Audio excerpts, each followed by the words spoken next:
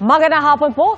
Naaresto sa Navotas ang lalaking sangkot umano sa gang rape ng sariling anak na menor de edad sa Leyte.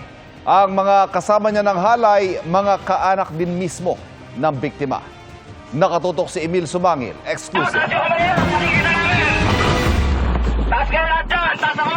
Nasabat ng PNP Maritime Group ang motorboat na ito sa Navotas. Target ng mga pulis, ang nakadilaw na lalaking isa sa mga pasahero ng motorbangka na patungo raw sana ng Bulacan.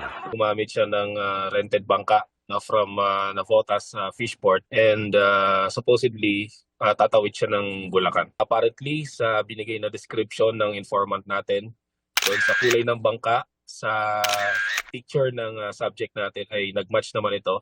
Sangkot ang suspect sa kaso ng qualified rape sa Leyte. May ilang taon na ang nakalilipas. Sa impormasyong nakarating sa PNP Maritime Group, ginang rape ng suspect ang anak niyang minor de edad kasama ang dalawang iba pang kamag-anak mismo ng biktima.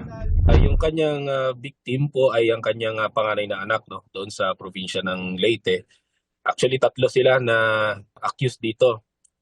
Isa yung stepfather ng victim, isa naman yung tito or kapatid ng nahuli namin, and then itong last na tatay mismo ng victim. Accordingly, yung victim ay pinagpapalit-palitan ng stepfather, uncle at ng tatay.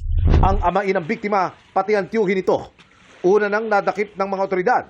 Patuloy namin sinisikap na makuna ng panig ang pinakahuling suspect na nadakip. Para sa GMA Integrated News, Emilio Sumangil, nakatutok 24 oras.